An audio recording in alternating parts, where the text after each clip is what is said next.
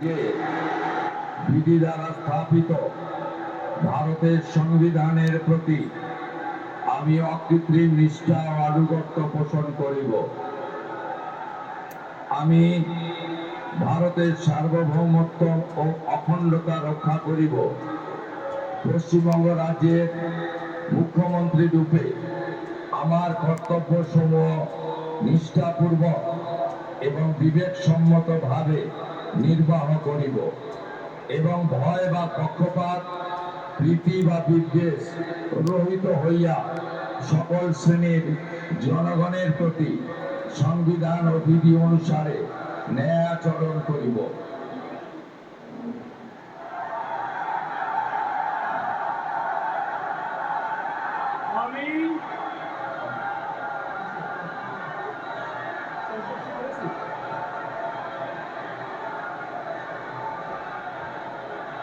আমি শুভেন্দু অধিকারী ঈশ্বরের নামে শপথ করিতেছি যে পশ্চিমবঙ্গ রাজ্যের মুখ্যমন্ত্রী রূপে যে কোনো বিষয় যাহা আমার বিবেচনার জন্য আনীত হইবে বা আমি জ্ঞাত হইব, তাহা মুখ্যমন্ত্রী রূপে আমার কর্তব্য সমূহের যথাযথ নির্বাহের জন্য যেরূপ আবশ্যক হইতে পারে তদ্দিকে আমি প্রত্যক্ষ বা পরোক্ষভাবে কোনো ব্যক্তি বা ব্যক্তিগণের নিকট জ্ঞাপন করিব না বা প্রকাশ করিব না।